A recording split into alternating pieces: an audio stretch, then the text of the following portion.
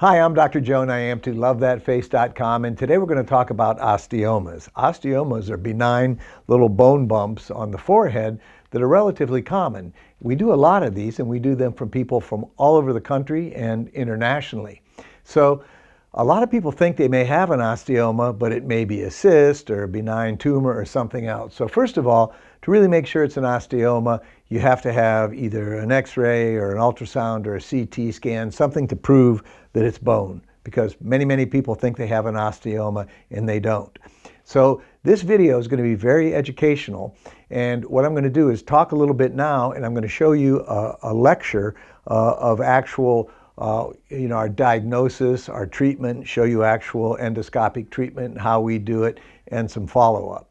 So basically, when you have a big old bump, a knuckle on your forehead, many doctors, well, some doctors say that it can't be removed. Well, it certainly can, 99.9% of them. And many doctors do it by making an incision over that, which leaves a scar on your forehead, okay? Well, with today's modern technology, I use endoscopic techniques. And so we have a little scope that we put through a buttonhole incision. And on most osteomas, we can do that with one little buttonhole that is up behind the hairline, so you really can't see it.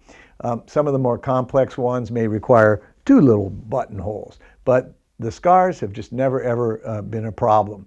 And we're able to do this with the high technology endoscopic technique. So I'm going to show you this lecture. I'm going to talk about the diagnosis, the prevalence. I'm going to show you pictures of osteomas, CT scans of osteomas, and of course, I'm going to show you how we do it. So if you have an osteoma, this video might be a little long, but it'll be a good investment in your time. And I'm going to show you why people come to Richmond, Virginia from all around the world for osteoma removal. I'm Dr. Joe Niamtu, LoveThatFace.com. I'm Dr. Joe Niamtu, and thank you for sticking around, and we're going to talk about osteoma removal and tell you everything you needed to know. So over the years, I have been perfecting this technique with high technology, endoscopic instrumentation to do this in a minimally invasive manner with very little surgery recovery. What is an osteoma? Basically, it is a benign tumor of bone, frequently occur on the frontal bone of the forehead, and they can occur other places on the body as well.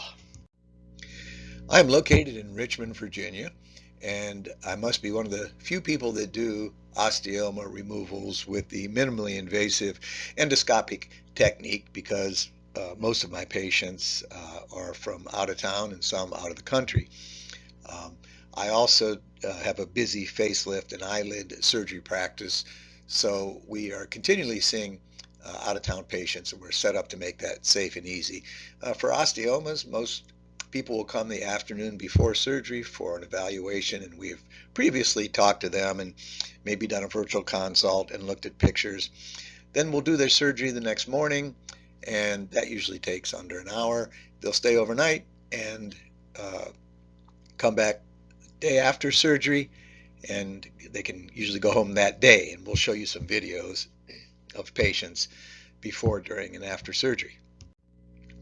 So a lot of people will contact me and say, I have an osteoma, because they have a bump on their skull or forehead somewhere. But many things can mimic osteomas. You can have soft tissue tumors such as lipomas. You can have cysts. This is a sebaceous cyst, another type of cyst.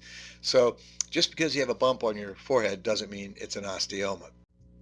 To really, the best technique to really diagnose osteomas is a three-dimensional CT scan, and you can see them quite readily. And here's some other CT scan views. So generally, a CT scan or an X-ray is required to make sure it is in fact a hard tissue tumor like an osteoma. So osteomas come in a lot of different sizes and shapes, and I've done many of all types. These are small osteomas and kind of garden variety. These are more of your mid-size osteomas that you can see here. And then some patients have larger osteomas, and these are a little bit more challenging, maybe take a little bit longer to do, but we do them in all sizes. Occasionally, you see people that have multiple osteomas, and in a case like this, this would possibly involve some type of systemic disease such as Gardner's syndrome. So this would be a very rare presentation. Now, the osteomas I do are on the forehead, they're extracranial or somewhere on the skull, and there can be intracranial osteomas. So these are inside by your brain, and I don't do those. That would require neurosurgery, and so these would be pretty serious osteomas. And we're going to talk about the methods of removal. So many surgeons will do open techniques. As a matter of fact, the vast majority and most apparently do these with an open technique where they make a bigger incision so they can actually get down on top of the osteoma and remove it by reducing it.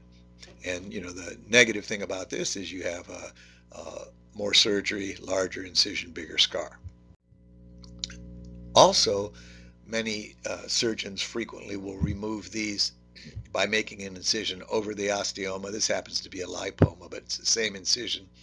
And although that scar is not too bad, I do see patients with larger scars from having osteomas removed. So that's certainly not the best way to do it. Now, I have developed what I call a single incision approach. And this means that I'm making one incision and alternating the scope, the camera, and my instrumentation in this incision, or sometimes I can accommodate all the instrumentation through the single incision. And when you can do this, it's really nice because it's a small incision, a little buttonhole about the size of your thumbnail. They close up, they heal well, and they're imperceptible.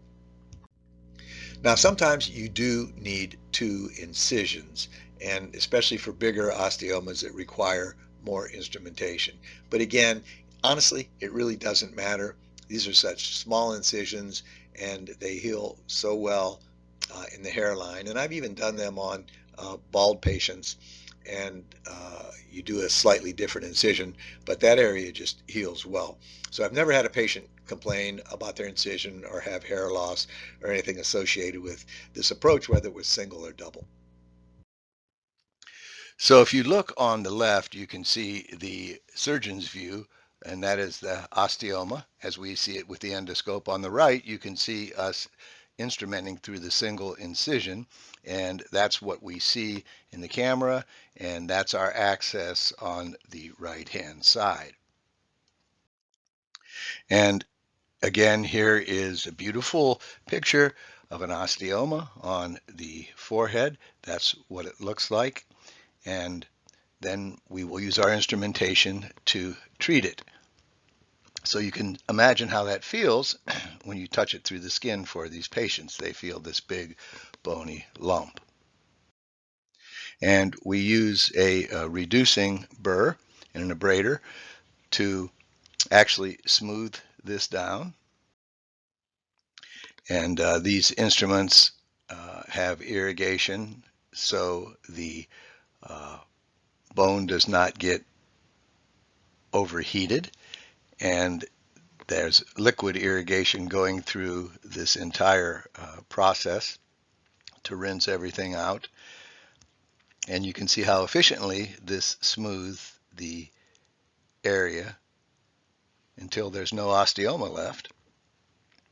So this is what we do when we're inside there. Then we'll use hand instrumentation for a smooth finish. This is a file.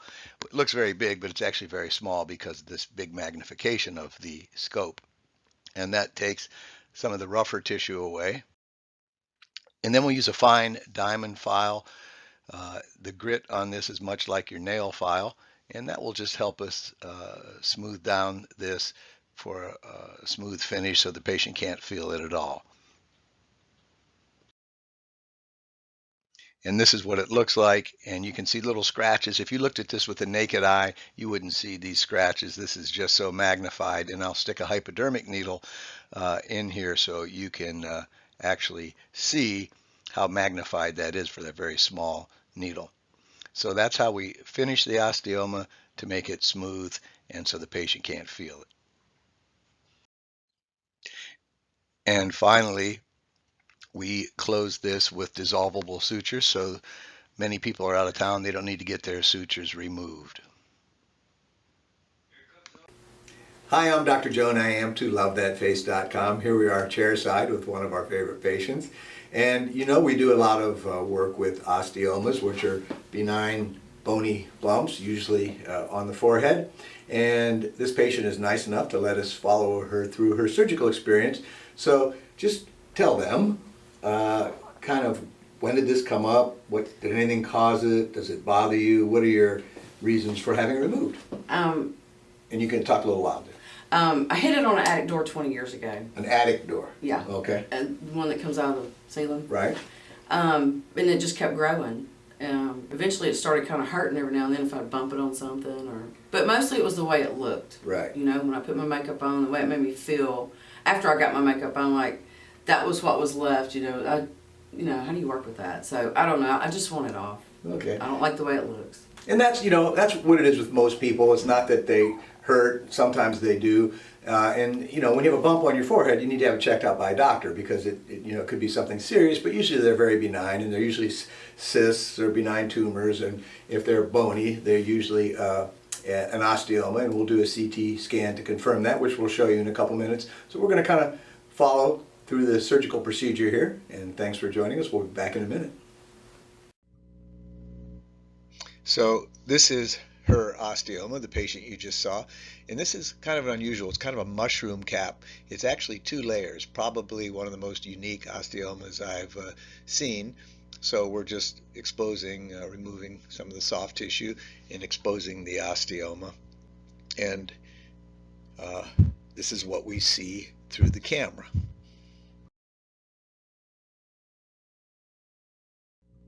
Now, we have removed the top of this by separating with an instrument. And again, it's very interesting because it's like a mushroom cap that was sitting on top of a pedestal of bone. So after we took off the top of this unusual osteoma, we have the base, and we'll use our abrader to smooth down the base, and you can see that it's very effective. And after we have this smoothed down, then we'll use our hand finishing files. We use a rough file and then the fine diamond file to put the finish on the bone, and the patient will not be able to feel the osteoma. So here we are. We're about 15 minutes after surgery, and the surgery took about 15 minutes. So how you feeling? We're in the recovery room. I feel great.